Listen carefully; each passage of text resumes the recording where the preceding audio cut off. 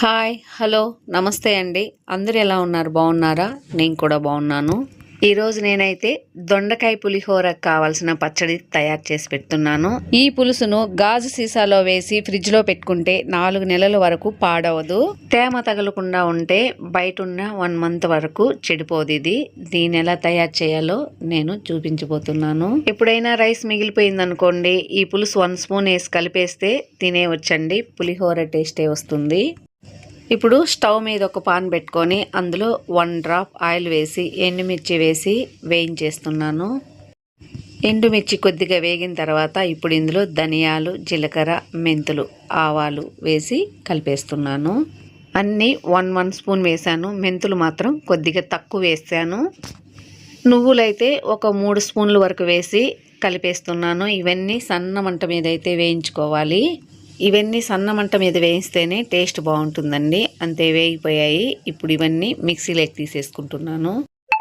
ఇప్పుడు స్టవ్ మీద బాణల్లో ఆయిల్ వేసేసుకున్నాను. ఆయిల్ వేడైన తర్వాత దొండకాయలు అయితే ఇలా నిలువుకి పొడవుగా కట్ చేసుకున్నాను. వీటినన్నీ ఇప్పుడు ఇందులో వేసి వేయించేస్తున్నాను.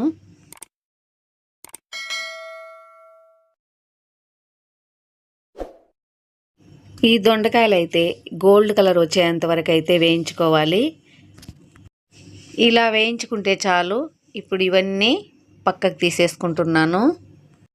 ఇప్పుడు ముందుగా వేయించి పక్కన పెట్టుకున్నాం కదా, అది మిక్సీ పట్టుకున్నాను. పౌడర్ లాగా అయిన తర్వాత ఇప్పుడు ఇందులో వెల్లుల్లిపాయ రెబ్బలు, దొండకాయ ముక్కలు అయితే అన్నీ వేసేయకూడదు, కొద్దిగా పక్కన పెట్టుకోవాలి.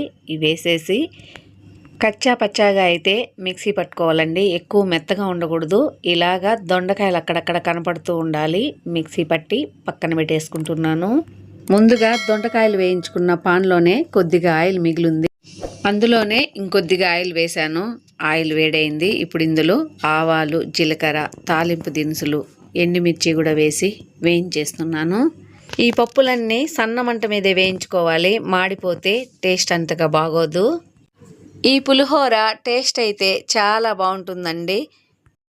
ఇది వెల్లుల్లిపాయ యూస్ చేయకుండా ఉంటే దేవుడికి ప్రసాదంగా కూడా చేసుకోవచ్చు. ఇలా పప్పులన్నీ బాగా వేగిపోయాయి. ఇప్పుడు ఇందులో వెల్లుల్లి, కరివేపాకు వేసి కలిపేస్తున్నాను.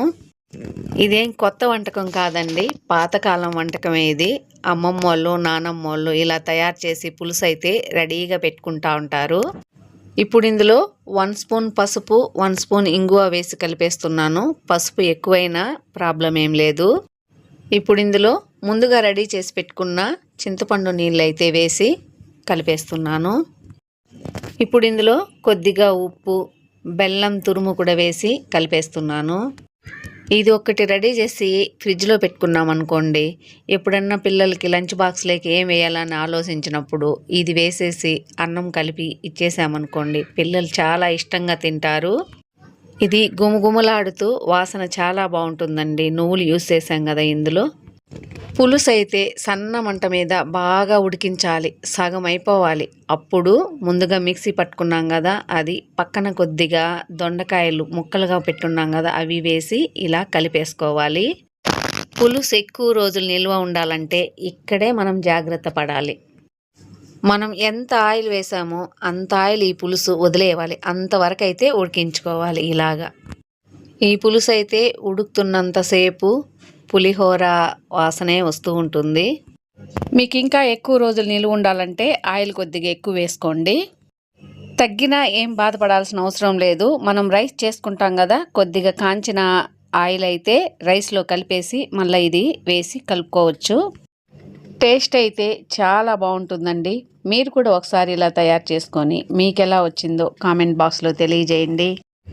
నా వీడియోస్ మీకు నచ్చినట్లయితే లైక్ చేయండి, షేర్ చేయండి, సబ్స్క్రైబ్ చేసి సపోర్ట్ చేయండి. ఓకే అండి, నెక్స్ట్ వీడియోలో కలుద్దాం.